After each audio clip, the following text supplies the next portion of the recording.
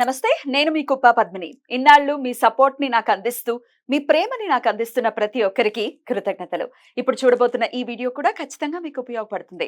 Like, share and subscribe చేసి మీ ఇష్టాన్ని, అలాగే మీ సపోర్ట్‌ని నాకందించండి. అలాగే ఈ వీడియో పట్ల మీ అభిప్రాయాన్ని కామెంట్ సెక్షన్‌లో కామెంట్ చేసి నాకు తెలియజేయండి. నమస్తే.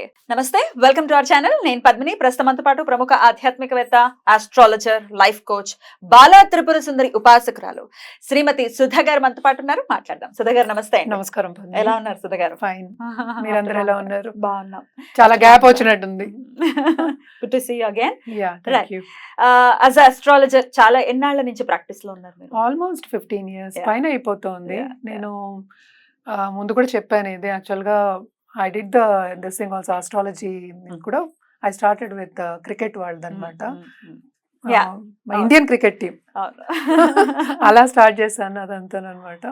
సో అదే ప్రాక్టీస్ లో ఉన్నారు. డెఫినెట్ గా మీరు ఆస్ట్రాలజీ ఒక చాట్ ని గనుక చూస్తే డెఫినెట్ గా ఈ 9 గ్రహాలని డెఫినెట్ గా వాటి రీత్యానే ప్రెడిక్షన్స్ అంతే, అనేవి అంతే. ఇవ్వడం జరుగుతుంది. అవును మరి ఇప్పుడు నా ప్రశ్న ఏంటి అంటే, సూర్యుడు గ్రహాల్లోకి వెళ్ళా రారాజు అని చెప్పారు. అవును కరెక్ట్. మరి సూర్యుడు గనక మనకి దశ వస్తే, సూర్య Correct. మహర్దశ వస్తే, రవి మహర్దశ వస్తే ఎట్లాంటి ఇంపాక్ట్ చూపిస్తాడు ఆయన?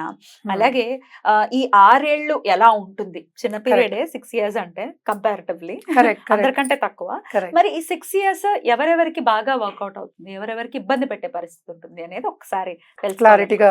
Yeah. ఇదేంటి పెద్ద సబ్జెక్ట్ అనుకో పద్మిని, Yeah, చాలా పెద్ద yeah, సబ్జెక్ట్. yeah. ఎందుకంటే ఇప్పుడు గ్రహాలన్నీ తిరుగుతూనే ఉంటాయి, మనకి తెలిసిన ఒక విషయం. అది ఎక్కడ ఉంది ఆ లగ్నం పట్టి మళ్ళా ఆ రాశిని పట్టి చెప్పుకోవాలి. అదొకటి కాకుండా పుట్టినప్పుడే దశ వచ్చినప్పుడు అంటే కాలక్రమేణా అంటూ ఉంటాము. పుట్టినప్పుడు ఒకలా ఉంటుంది, వాళ్ళు ఎదుగుతున్నప్పుడు ఒకలా ఉంటుంది, అదే వాళ్ళు ఉద్యోగం చేస్తున్నప్పుడు పైకి వస్తున్నప్పుడు True. వేరేలా ఉంటుంది. లేకపోతే సపోజ్ కుటుంబ పరిస్థితి అనుకుందాము, నలుగురితో కలిసి ఉండవలసిన ఒక పరిస్థితి, లేకపోతే పెళ్లి చేసుకోవాలి, కుటుంబాన్ని పోషించాలి అన్నప్పుడు వేరేలా ఉంటుంది. ఇవన్నీ డిఫరెంట్ ఆస్పెక్ట్స్ ఆఫ్ లైఫే కదా True. మనకి. సో అలాగే మనం చూసామంటే సూర్య దశను అడిగావు, వింశోత్తరి దశలో మనకి 120 years అది. సో ఇదివరకు అన్నేళ్ళు ఉండేవాళ్ళు, ఉండాలని కోరుకునేవాళ్ళు, అందుకనే ఎప్పుడు అంటారు నూరేళ్ళు ఉండాలి అని జీవిస్తూ ఉండేవాళ్ళు అనమాట. ఇప్పుడు మన కాలక్రమేణా మనకి 60 ఏళ్ళకి 60 ఏళ్ళు అంటే అబ్బా బాగానే బతికారు అంటారు. అది బాగా బతకడం అనేది మోర్ ఇంపార్టెంట్, ఎన్నేళ్ళు అని కాదు కదా. సో ఈ దశలు అంటే యూజువల్గా మనం చెప్పేది ఎప్పటికైనా దశా సిస్టంలో ఏంటంటే జాతకం ఒక్కటి, అంటే జాతకం మనం మార్చలేము. ఎక్కడ మనం మార్చుకోగలము అంటే రెమెడియల్ మెషర్స్ దేనికి చేస్తామంటే అది దశా సిస్టమ్కే. అంటే ఏంటి, ఎప్పటికైనా మన కర్మ అనేది మనం నడిచేది ఏంటి, టైంలో నడుస్తున్నాం. ఆ టైం ఏంటి, ఆ గ్రహాల గ్రిప్లో ఉంటాయి అన్నమాట. అంటే వాటి ఎనర్జీస్కి మనకి కనిపిస్తూ ఉంటాయి.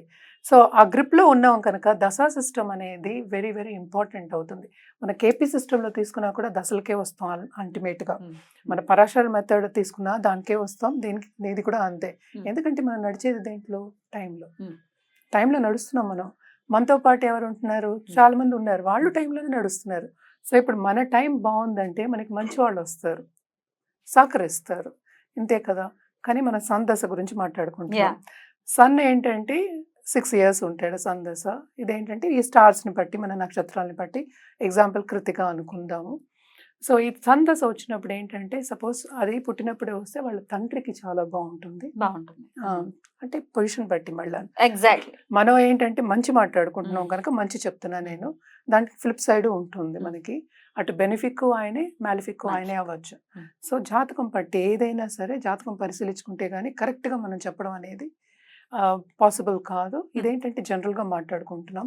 సందశ వచ్చినప్పుడు పుట్టినప్పుడు తప్పక తండ్రికి మంచి పొజిషన్కి వెళ్ళే ఛాన్సెస్ ఎక్కువ. అది ఆడవాళ్ళైనా అవ్వచ్చు, మగవాళ్ళైనా అవ్వచ్చు. అండ్ ఆల్సో సన్ ఎగ్జాల్టెడ్ అంటే గవర్నమెంట్లో పనిచేసే ఒక ఇది ఉంటుంది. అండ్ ఆల్సో ఇంకోటి మనం చూసామంటే ఉన్నత స్థాయికి వెళ్ళే ఛాన్సెస్ ఉంటాయి.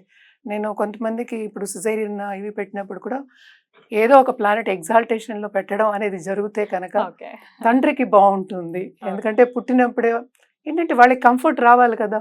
ఇప్పుడు పుట్టినప్పుడు చక్కగా పెంచి పెద్ద చేయాలంటే వీళ్ళు కంఫర్టబుల్ గా ఉండాలి, అంతే. వాళ్ళకి కంఫర్ట్ ఇవ్వాలంటే వీళ్ళకి ఉండాలి కదా ఫస్ట్. సో అది లింక్ అన్నమాట. సో తల్లిదండ్రులు అది ఫస్ట్ చూస్తాము. అదే మనకి మధ్యలో వచ్చింది, సపోజ్ ఎదుగుతున్నప్పుడు స్టడీ ఉన్నప్పుడు వస్తుంది అనుకుందాము. ఆ టైంలో వాళ్ళకి ఏంటంటే క్లాస్ లీడర్ అవ్వడమో, లేకపోతే ఏదో ఒక ఆర్ట్‌లో లీడర్‌షిప్ ఉంటుంది. క్వాలిటీ ఉంటుంది. ఉంటుంది. At the same time friends ఎక్కువ మంది రావడం, ఒక గ్రూప్‌లో ఏమో పై చేయి ఉండడం. వావ్! అంటే సాహసించడమే కదా! సన్ అనేది ఏంటి అసలు కింగ్ కదా! So, yes. సాహసించడం అనేది ఉంటుంది. సో, ఇదే కొంచెం పెద్ద అయిన తర్వాత ఇప్పుడు ఉద్యోగ స్థాయికి వచ్చినప్పుడు తప్పక ఆ ఉద్యోగంలో ప్రమోషన్ వచ్చి కంపెనీలో ఉన్నత స్థాయికి వెళ్ళడం, ఒక డైరెక్టర్ లేకపోతే ఇంకా పైకెళ్ళే స్థాయికి వెళ్ళే ఛాన్సెస్ ఉంటాయి. అదే ఒకటి. రెండోది ఏంటంటే చదువు. మంచిగా చదివిస్తాడు. అంటే బాగా బోధిస్తాడు. ఆయన కూడా ఒక గురువు కిందే మనం తీసుకోవాలి. ఖచ్చితంగా. సో, చదువు అనేది ఉన్నత చదువు అనేది ఇస్తారనమాట. పై చదువులు అంటాము. అలాగే అబ్రాడ్ వెళ్ళాలి అనుకున్న వాళ్ళందరికీ అబ్రాడ్ వెళ్ళే ఛాన్సెస్ వస్తాయి. అలాగే ఏంటంటే ఒక్కొక్కసారి పక్క దారి పట్టిస్తారు అంటూ ఉంటాం. ఒక సబ్జెక్ట్ నుంచి ఇంకో సబ్జెక్ట్‌కి వెళ్తూ ఉంటారు. అలాగే అదేంటంటే తనుభావం గురించి కూడా మనం మాట్లాడుకుంటున్నాం సన్‌కి. సో, తనుభావం అంటే ఏంటంటే మనకి స్పిరిచువల్‌గా గ్రో అయ్యే ఒక ఇది కూడా ఇస్తారు. పాత్ కూడా ఇస్తాడనమాట తప్పక. అండ్ దీనికి ఫ్లిప్ సైడ్ చూసావా అంటే అన్నిట్లోనూ మనమే ఎక్కువ అనుకునే ఒక అహంకారం అనుకోవచ్చా? అనుకోవచ్చు. అది ప్రభావం అనుకుందాం. డెఫినెట్‌లీ. సన్ నేను ఇందాక నుంచి అదే చెప్తున్నాను కదా! సన్ ఎనర్జీ అనేది మనకొస్తుంది ఆ పీరియడ్‌లో.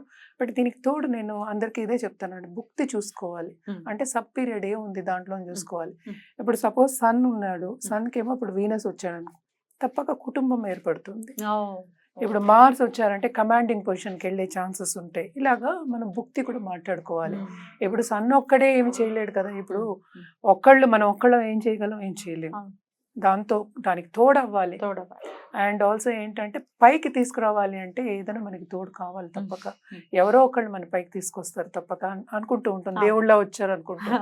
అది ప్లానెటరీ ఎనర్జీస్ కంబైన్ అయినప్పుడు అండ్ బోత్ ద ప్లానెట్స్ మంచి పొజిషన్‌లో ఉన్నప్పుడు జాతకంలో కేంద్ర కోణాల్లో ఉండడం ఒకటి, ఈవెన్ ఉపచయ హౌసెస్‌లో ఉండడం ఒకటి, ఇవన్నీ చూసుకున్నాము అంటే కరెక్ట్‌గా మనం చెప్పడం అనేది జరుగుతుంది. అంటే కానీ జనరల్‌గా మనం మాట్లాడుకుంటున్నాం కనుక ఇది పొలిటికల్‌కి కూడా చాలా బాగా పాలిటిక్స్‌లో బాగా పనికొస్తుంది.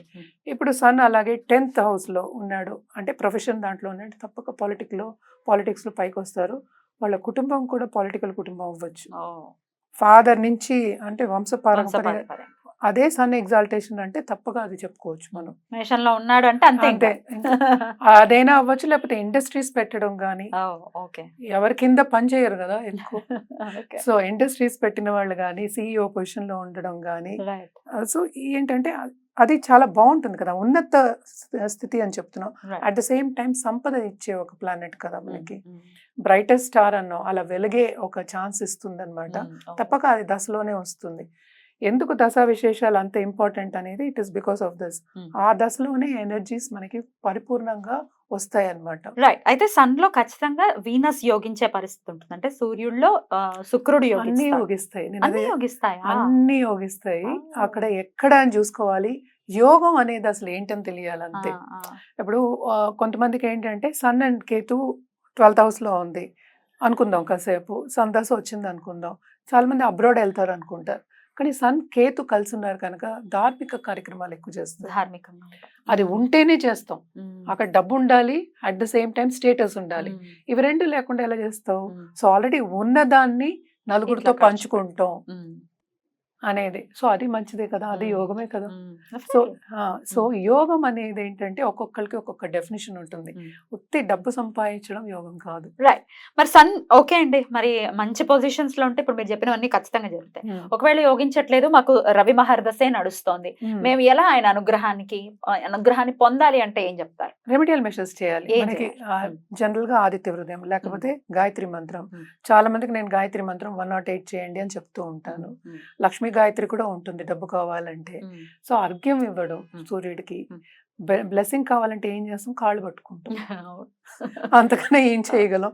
సో బ్లెస్సింగ్స్ లేకుండా ఇప్పుడు లేకపోయినా ముందు ఫ్యూచర్లో బాగుంటుంది. అంటే ఇప్పుడు లేదు అంటే ఆల్రెడీ అవయోగం నువ్వు చెప్తున్నావు. అవయోగం నుంచి యోగానికి వెళ్ళాలంటే టైం పడుతుంది. నేను కాళ్ళు పట్టుకున్నాను కనుక అన్ని ఇచ్చేయాలి లేదు కదా. ఎవరైనా సరే ఇప్పుడు ఒకళ్ళ దగ్గరికి మనం హెల్ప్ అడగడానికి వెళ్తున్నాం, వాళ్ళు హెల్ప్ చేయాలి లేనిది అని ఆయన పట్టి ఉంటుంది, అవతల వాళ్ళని పట్టి ఉంటుంది, నీ పొజిషన్ పట్టి ఉంటుంది, నువ్వు అడిగే దాన్ని పట్టి ఉంటుంది. సో మనం పద్ధతిగా చేసుకున్నప్పుడు ఎప్పటికైనా మనకి మంచి సూచనలే దొరుకుతాయి, మంచి జరుగుతుంది. Right. సో ఇంకోటి ఏంటంటే మనం జెమ్స్ కూడా ఇవ్వచ్చు. జెమ్స్ దీనికి మళ్ళీ దానం, Mm. వీట్ దానం ఇస్తారు. అలాగే ఇంకోటి మోస్ట్ ఇంపార్టెంట్ ఏంటంటే ఓల్డ్ ఏజ్ హోమ్కి వెళ్ళి Mm. వాళ్ళకి సేవ చేయడం అనేది ఎప్పటికైనా అన్ని ప్లానెట్స్కి మనం చెప్పేది ఏంటంటే సర్వీస్. Sir. ఇప్పుడు యూనివర్స్ అయినా గాడ్ అయినా సరే మనం సర్వీస్ చేస్తే హ్యుమానిటీకి సర్వీస్ చేసినప్పుడు తప్పక మనకి ఎప్పటికైనా మంచి దారి కనిపిస్తుంది. దారే కదా కావాలి మనకి. జమ్ అయితే ఏం చెప్తారు? మనకి కెంపులు కెంపులు.